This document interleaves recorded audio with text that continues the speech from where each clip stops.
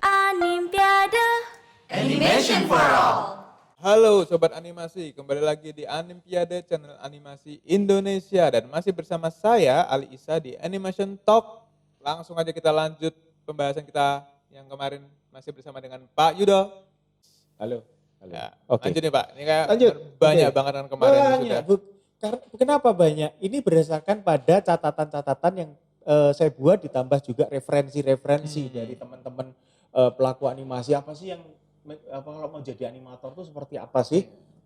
Termasuk pengalaman waktu saya menjalankan studio juga gitu kan, melihat apa yang harus dilakukan oleh mereka supaya paling tidak bisa langsung terlibat, bisa langsung tune, bisa langsung istilahnya diajak berlari. Ya, Ya berarti kan? ini benar-benar murni keluhan dari studio-studio. Ya, begitulah keluhan-keluhan dari studio yang kadang-kadang terlalu lama untuk beradaptasi, terlalu lama untuk memahami lingkungan kerja yang baru ini. Padahal nggak bisa. Padahal Apalagi deadline animasinya banyak. oh banyak, Dan ya. waktunya sempit-sempit. Ya, pasti karena satu studio pasti kan berharap sangat tinggi, berharap sangat banyak terhadap animator-animator yang ada di timnya gitu. Dan salah satu juga yang nanti perlu dipahami juga adalah bahwa seorang animator itu nanti tergantung nanti kalau mereka nanti mau memilih sebagai karier, ya udah dia berlanjut terus di satu studio saja. Tetapi jarang biasanya seorang animator yang hidup atau bukan hidup tetapi stay di satu studio yang tetap itu saja. Biasanya setelah beberapa waktu saya hitung katakanlah 5 sampai 10 tahun saya rasa sudah cukup untuk kemudian nanti dia menjual dalam tanda petik skillnya itu ke semua studio animasi yang ada di dunia. Di dunia. Bukan Karena hanya ingat, di Indonesia. animasi adalah profesi internasional. Jadi apa yang kemarin saya ceritakan itu adalah tidak hanya berlaku di studio animasi di Indonesia saja, tetapi di luar. Bahkan di luar bisa lebih tambah lagi gitu, termasuk dengan budaya atau culture mereka.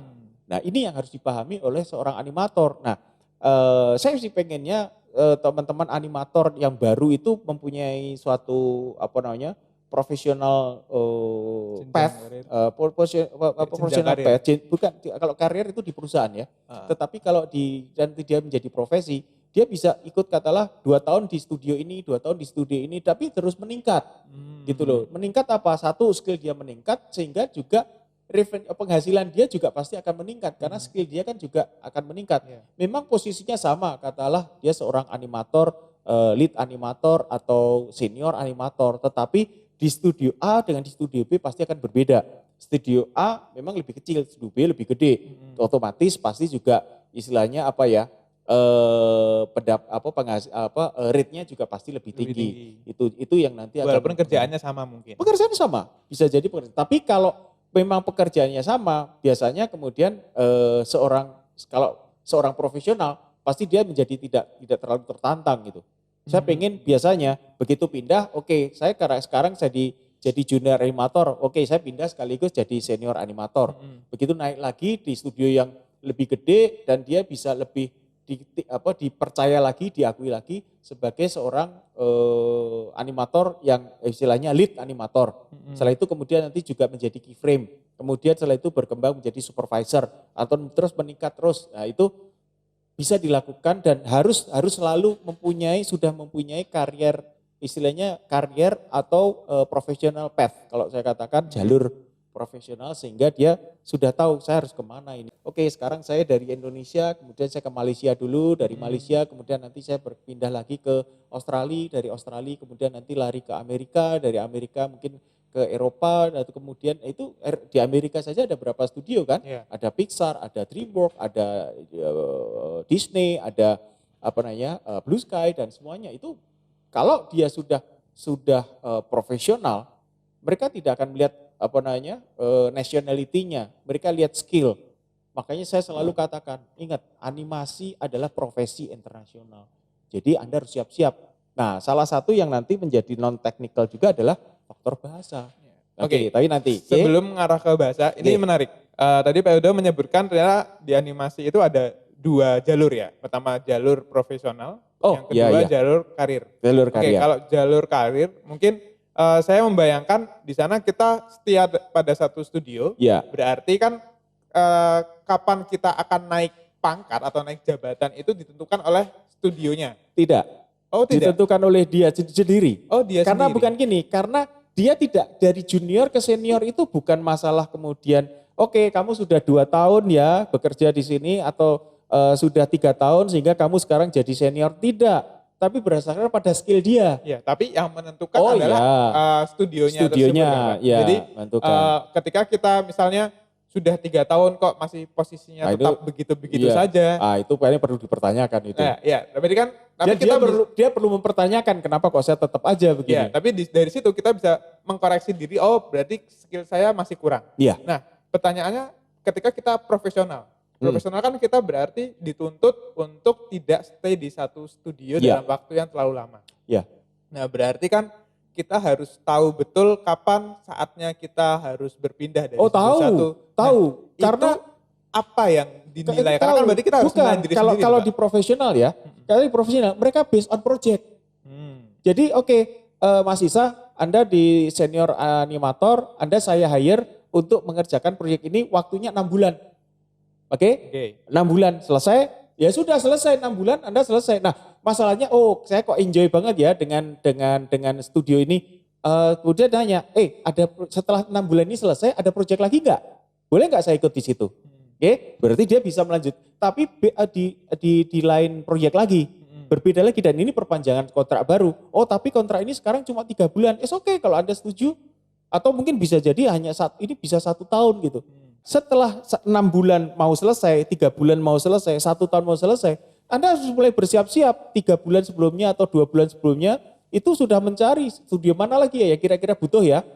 Di mana? Dan Anda sudah punya portfolio, Anda tinggal menawarkan pada studio-studio yang lain.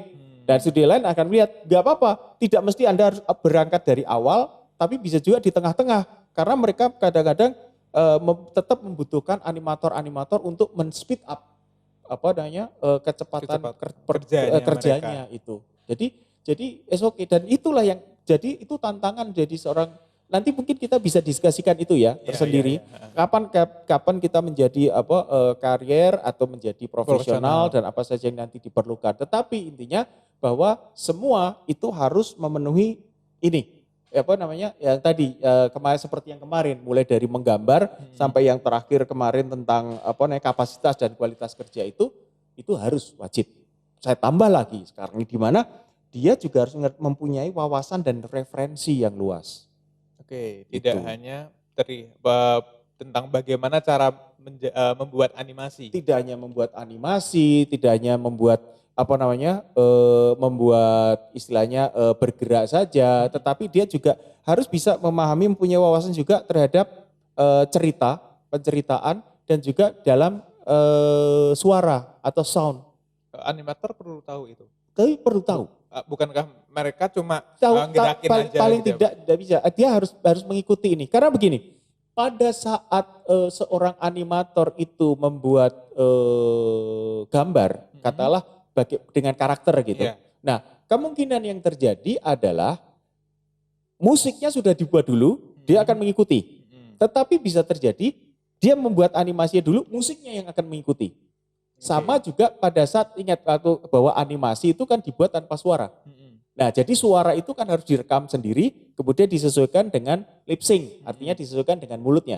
Nah itu bisa dibuat sebelum suaranya ada, sebelum animasinya ada atau setelah suaranya ada. Berarti tergantung kebijakan studio. Tergantung dari gitu. Jadi bisa jadi, tetapi kalau misalnya nanti contohnya kalau seorang pengisi suaranya aktor misalnya, aktor terkenal, itu biasanya awal-awal sudah digait dengan dengan seorang dummy dubber itu supaya si animator ini bisa menyesuaikan dengan suaranya yang ada. Setelah itu nanti si aktor ternama ini akan mengisi sesuai dengan gerakan mulut yang sudah dibuat oleh animatornya.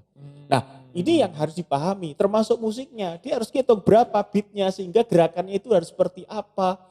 Ada compatan misalnya ada gerakan atau ada suara tertentu, ini saya harus memposisikan ini seperti apa. Ternyata nggak Jadi cuma jadi itu gambar dia harus punya doang, wawasan itu itu. terkait dengan Lingkungan kerja lingkungannya. dia di animasi. Ingat animasi tidak hanya sekedar menggambar, tidak sekedar visual, termasuk audionya, termasuk juga dalam penceritaannya, termasuk juga di dalam aktingnya dan semuanya itu. Jadi memang dia seorang ya istilahnya harus multi talenta. Dari situlah menariknya animator itu. Nah, itu. Termasuk Nah, dia harus menguasai kamera movement juga ya Pak. itu dia. Kan kadang Nah, animator itu seringnya dia berawal dari suka gambar. benar, Suka itu gambar termasuk ke animasi, tapi ketika dia menggambar, termasuk di dalam referensi. iya, Ya dia kan kan itu salah orang dia gambar mempunyai kan referensi. kebanyakan mereka tidak berpikir bahwa kamera angle itu Ya, menentukan makanya kan nggak terlalu kepake ya, lah kalau buat ilustrasi ya. Mungkin ada benar. beberapa kepake, tapi untuk di animasi kan karena Walaupun nanti memang itu masih ditentukan oleh artinya atasnya. animator berikutnya ya, artinya lead animator atau supervisor. Tetapi dia kan juga tetap harus belajar. Jadi dia juga harus mempelajari sinematografi. ya. Dia harus mempelajari fotografi juga. Lighting seperti apa, kamera movement tadi. Kapan saya harus menggunakan lensa dengan ukuran 16, kapan saya harus menggunakan lensa itu kepake juga walaupun iya. gambar. Oh, walaupun gambar kelihatan tampak. Jadi dia harus mempelajari sinematografi itu seperti apa. Oke, kalau nanti saya zoom itu nanti baru bagaimana. Apalagi nanti di dalam bahasa storyboard atau skenario-nya kan di situ akan ada istilah-istilah Iya, itu. ada Kalau dia kameranya, kemana. ini LS itu maksudnya apa? Nah, itu dia harus ngerti maksudnya apa itu. Ini salah satu. Jadi dia harus mempunyai referensi dan wawasan apapun itu. Termasuk referensi studio-studio animasi maupun karya-karya animasi yang sudah pernah dibuat sampai saat ini. Dia harus rajin nonton karena itulah referensi. Dia harus sehingga paling tidak mempunyai imajinasinya dan fantasinya kemarin itu Di kepalanya dia. punya referensi dari film-film yang sudah ada. Iya. Itu. Jadi berapa banyak dia nonton? Sebanyak-banyaknya. Jadi kalau saya kerja bahwa saya kadang-kadang mengatakan pada animator saya, pada mahasiswa saya, termasuk juga animator saya, dalam 24 jam kamu hidup, itu 8 kali 2 berarti 16 jam itu kamu gunakan 8 jam untuk kerja, 8 jam untuk referensi dan wawasan untuk mengembangkan itu. Jadi kadang-kadang kita nonton bareng, kita diskusikan film itu, bagaimana membaca filmnya, bagaimana melihat ini semuanya itu harus ada supaya paling tidak memberi wawasan dan referensi baru. Itu yang juga menjadi hal yang harus selalu diingat oleh seorang animator gitu supaya mereka bisa terus tumbuh dan berkembang mengikuti tren maupun mengikuti teknik maupun mengikuti teknologi yang terus berkembang terus yang ada gitu. Nah, ada lagi yang terakhir ini untuk yang teknikal. Kalau saya sebut sebagai teknikal ya, itu adalah kemampuan melakukan observasi dan orientasi. Nah, apalagi itu. Ini yang memang agak kenapa kok saya letakkan di paling bawah karena ini tidak begitu mudah dan tidak begitu gampang, tidak mudah dan gampang untuk dipahami, dikenal. Kenapa? Ini butuh sense, ini butuh satu passion tersendiri dari seorang animator. Artinya observasi itu dia tidak hanya sekedar, oke, ini saya terima storyboard, ini saya terima di karakternya, ini saya terima, ini kemudian kamu buat. Not just sekedar itu, just membuat saja. Oke, finish lah dia. Ya udahlah, kamu hanya menjadi seorang animator yang biasa saja. Tetapi dia melakukan observasi bahwa kalau seperti ini nanti apa impact terhadap lingkungannya, apa impact terhadap karakter yang lain. Termasuk dalam pemahaman dia adalah dia punya empati. Ingat dia seorang aktor dalam memahami skrip, dalam memahami storyboard, dalam memahami menciptakan gambar itu dia harus benar-benar membuat suatu survei research yang yang nanti akan bisa mempengaruhi kualitas dari gambarnya itu. Nah, ini itu yang saya pernah lihat kalau saya di dokumentasinya Ghibli yang di Spirited Away. Itu kan ada yang naga. Itu kan moncongnya itu saya lihat animatornya itu dia menggunakan moncong anjing untuk riset bagian mulutnya. Nah, seperti itu. Iya. Bahkan kalau perlu nanti kalau saya harus menggambar kambing, kalau perlu lihat di kandang kambing itu jalannya seperti apa. Kalau kambing itu nanti mau larinya seperti apa, itu semuanya harus diperhatikan gitu.